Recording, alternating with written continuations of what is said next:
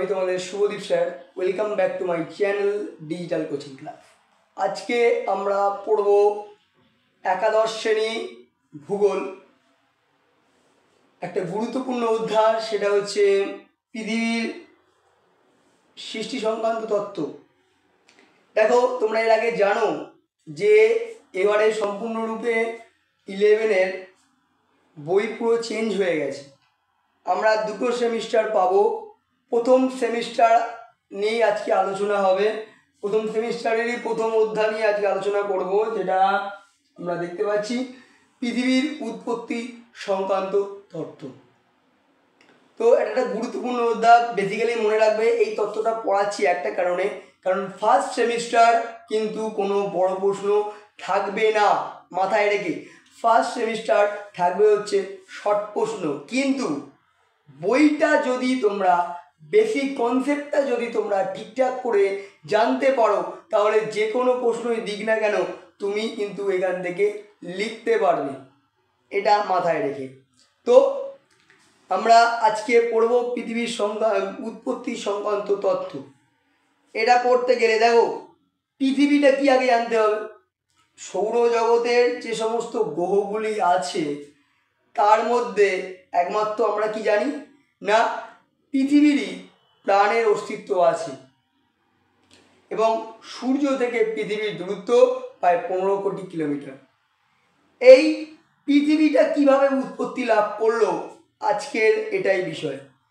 পৃথিবীর উৎপত্তি সংক্রান্ত তথ্য আমরা যদি জানি, তাহলে দুটো ভাগে তথ্যটাকে, মতবাদটাকে দুটো ভাগে ভাগ করা যায়। এক, ধ্রুপদী মতবাদ, আর একটা কি না, আরেকটা হচ্ছে যে আধুনিক মতবাদ। তো আজকে মেনলি ধ্রুপদী মতবাদটা নিয়ে আলোচনা করা যাক। ধ্রুপদী মতবাদটা কি?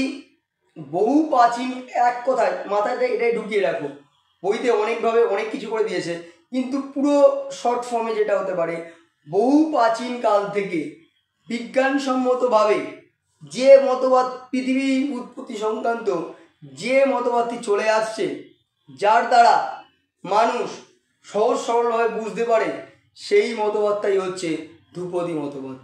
এই ধ্রুপদী মতবাদের মধ্যে অনেকের মতবাদ আছে, যেরকম ইমানুয়েল কান্টের গ্যাসীয় মতবাদ, আর একটা যে নীহারিকা মতবাদ, আরও অনেক মতবাদ আমরা দেখতে পাবো। এবং আজকে মেনলি যার মতবাদটা নিয়ে আলোচনা হবে, সেটা হচ্ছে পৃথিবীর উৎপত্তি সংক্রান্ত ইমানুয়েল কান্টের মতবাদ। এটা কিন্তু যদি আগে বড় প্রশ্ন হিসাবে আসতো, এখন যেহেতু ফার্স্ট সেমিস্টার যে শর্ট প্রশ্ন থাকছে, সেক্ষেত্রে বড় প্রশ্ন আসার চান্স খুবই কম। কিন্তু কনসেপ্টটাকে ক্লিয়ার করবে, তাহলে কিন্তু পুরোপুরি তোমরা বুঝতে পারবে। ফার্স্ট দেখো, ইমানুয়েল কান্ট কখন করলেন এটা? 1755 সালে ইমানুয়েল দার্শনিক, জার্মান দার্শনিক Immanuel Kant universal natural history and theory of the heavens প্রতিবেদনে পৃথিবী সহ সৌরজগতের গ্রহ নক্ষত্রের উৎপত্তি সংক্রান্ত যে মতবাদটা প্রকাশ করেন, সেটাকেই বলা হয় কান্টের গ্যাসীয় মতবাদ। তো এই ইমানুয়েল কান্ট এই গ্যাসীয় মতবাদটা প্রতিষ্ঠা করার আগে তিনি কিছু প্রাথমিক অনুমানের ওপর ভিত্তি করে এই মতবাদটি প্রকাশ করেছিলেন। বোঝা গেল? ইমানুয়েল কান্ট পৃথিবী সংক্রান্ত মতবাদটা পৃথিবীতে উৎপত্তি সংক্রান্ত গ্যাসীয় মতবাদটা প্রকাশের জন্য তিনি কিছু প্রাথমিক অনুমানের ওপর ভিত্তি করে তিনি এটা করেছিলেন। এক, তিনি কি বলছেন না, সৌরজগৎ সৃষ্টি হওয়ার আগে ফার্স্ট একটা পয়েন্ট করতে পারো যে কঠিন প্রাথমিক বস্তুকণার অবস্থান।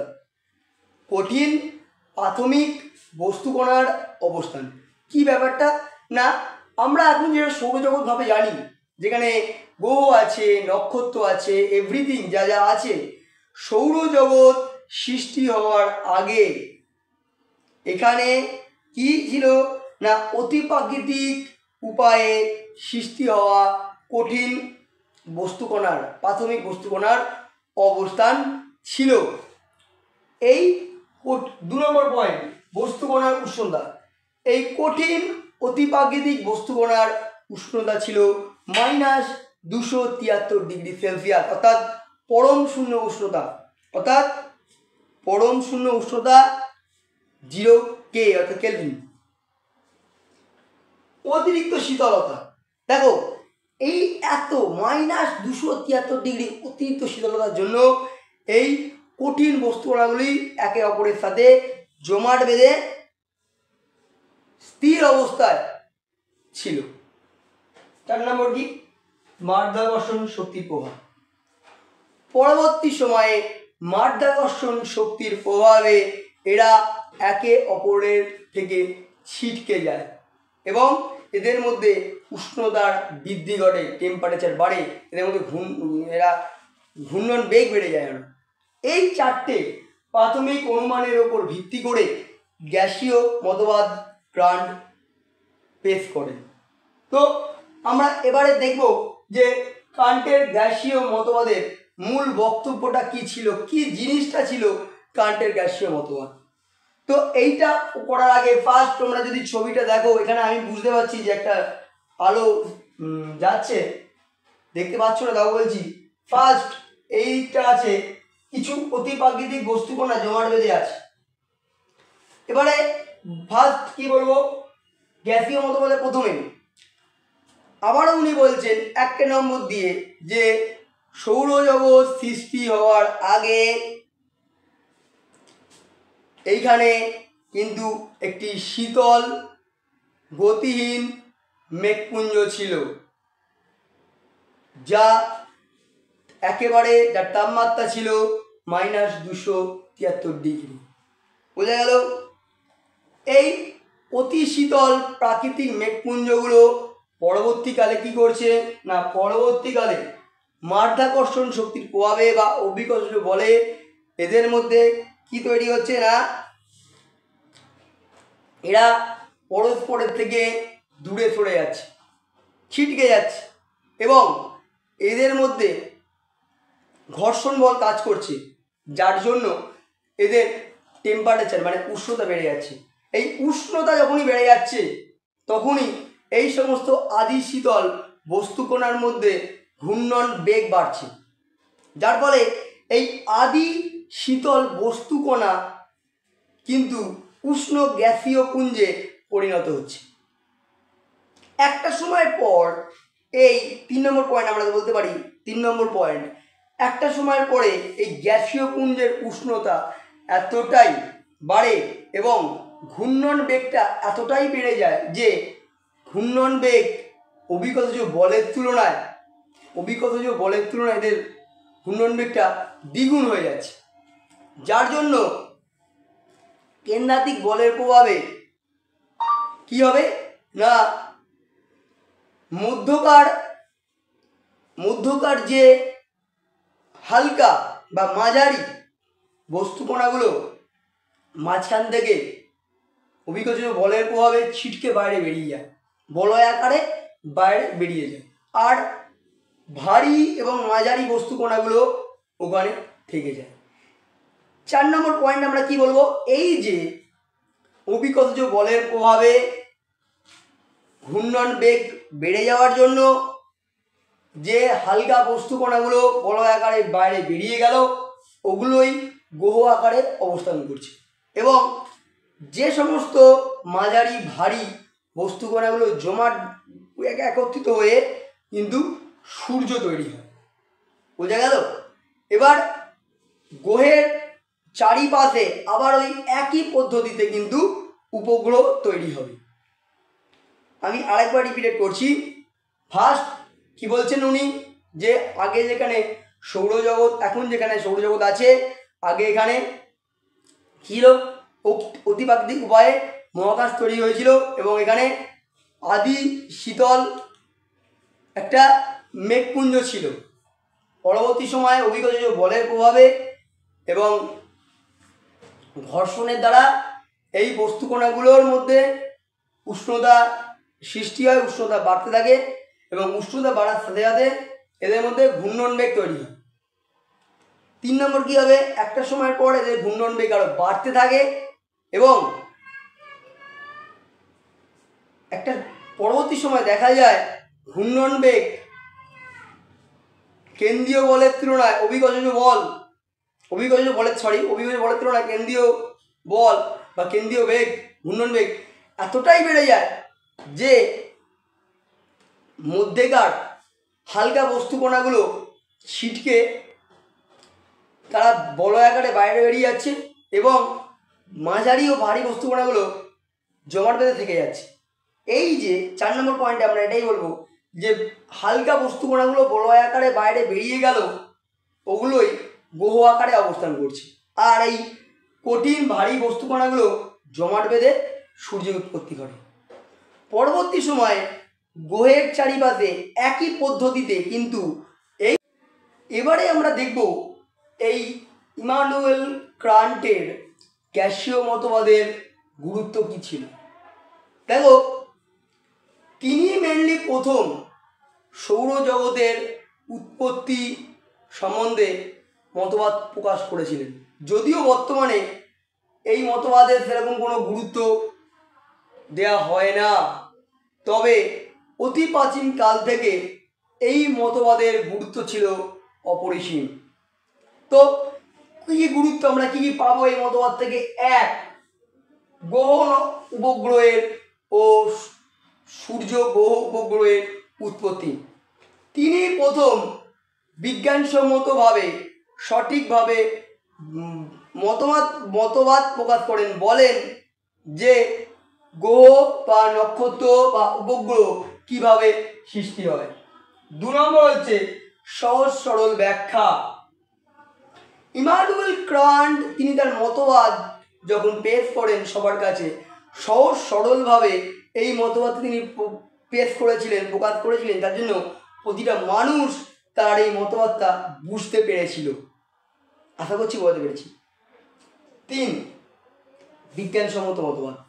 সৌরজগতের উৎপত্তি সম্পর্কে তিনি প্রথম বিজ্ঞানসম্মতভাবে কিছুটা হলেও তিনি মতামত প্রকাশ করেছিলেন, এটা বুঝতে হবে। 4, নিউটনের মহাকর্ষ সূত্রের সফল ব্যবহার। নিউটন যে মহাকর্ষ সূত্র তৈরি করেছিলেন, তিনি আবিষ্কার করেছিলেন, তার সার্থক ব্যবহার ঘটিয়েছিলেন ইমানুয়েল কান্ট তার মতবাদের মাধ্যমে। 5 নম্বর কি বলবো, আধুনিক মতবাদ।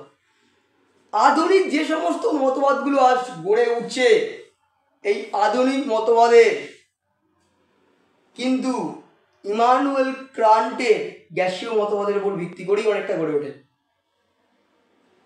আশা করছি তোমাদেরকে এই গ্যাসীয় মতবাদের গুরুত্বটা বোঝাতে পেরেছি। এরপরে আমরা আসব যে কান্টের গ্যাসীয় মতবাদের সমালোচনা বা দুর্বল দিক কি ছিল। এই দিক আমাদেরকে বুঝতে হবে।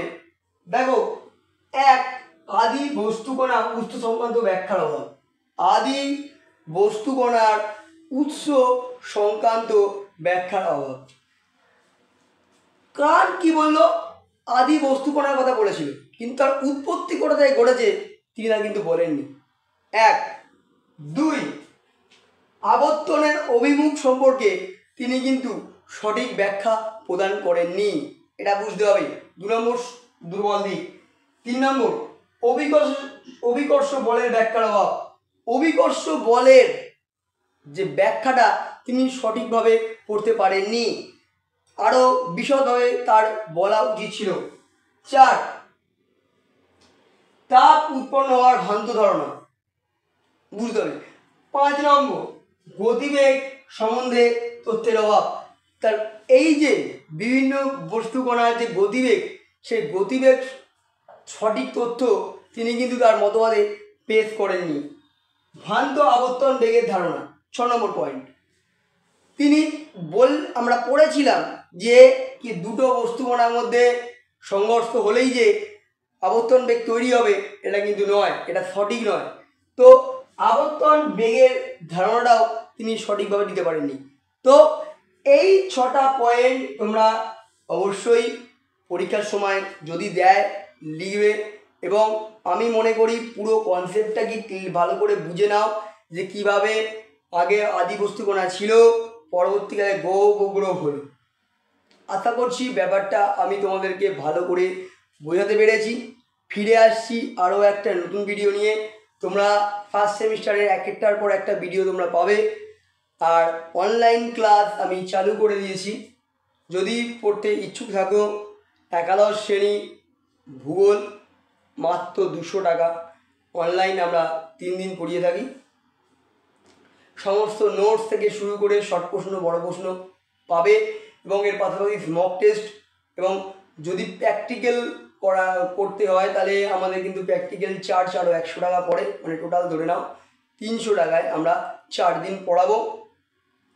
তো নিচের ডেসক্রিপশন বক্সে এটা তোমরা পেয়ে যাবে, কন্ট্যাক্ট করতে পারো। ফিরে আসছি আরও একটা নতুন ভিডিও নিয়ে। ততক্ষণে ভিডিওটা ভালো করে দেখো, যদি কোনো জায়গায় বুঝতে অসুবিধা হয় অবশ্যই আমাকে কমেন্ট করে জানাও, আমি বোঝানোর চেষ্টা করব। তো আর যদি ভালো লাগে তাহলে অবশ্যই চ্যানেলটিকে সাবস্ক্রাইব করে যাও, এবং প্রচুর প্রচুর শেয়ার চাই আর লাইক চাই।